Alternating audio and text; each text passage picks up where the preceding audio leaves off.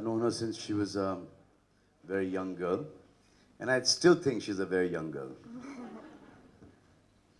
She still has a lot of growing up to do. And if you think this is strong, then you don't know what's coming ahead. I think that was a compliment. I'm not sure. Everything here is only compliments. I think it's new.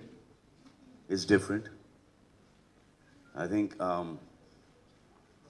people do not achieve what she's achieved, even if they have to be born in 3 lifetimes. And they remember the last one, the previous one, they remember it, and they keep on coming back, coming back, coming back. They'll not be able to achieve what she's achieved for herself.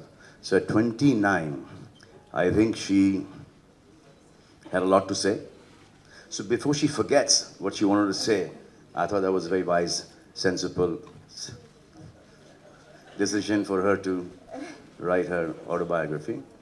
Iske baad, there's going to be a part 2, 3, 4, because she's an achiever and she's going to keep on achieving. That's true. I mean, I just want to add here, like Salman said, I know him since I was 16, and I've seen the way he does give back, in so many different ways, whether it's being human, whether I've seen him how he is with people, and to me, I have learned that from him in a lot of different ways, and whether you know it or not, I have. And I know we were joking saying that we've never had this serious a conversation in the last 14 years between us. So No, to give back, she has definitely learned from me. yes, I have learned from him.